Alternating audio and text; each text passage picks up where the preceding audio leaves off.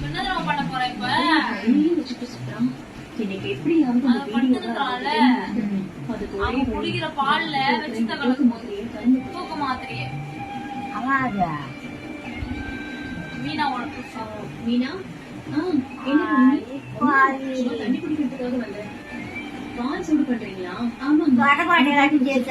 உங்களுக்கு பால் வேணுமா? இல்ல பால் எனக்கு வேண்டாம். மேல எதுவும் துணி காய போட்டுருக்கீங்களா? அதெல்லாம் சாயந்தரமே எடுத்துட்டீங்க. அப்படியா? ஏதாவது துணி நினைச்சா அதெல்லாம் எடுத்துட்டு இருந்தா என்ன குடிக்கிறமா? என்ன அத்தைக்கு நீங்க வந்தா வாங்கிக்கிறீங்க.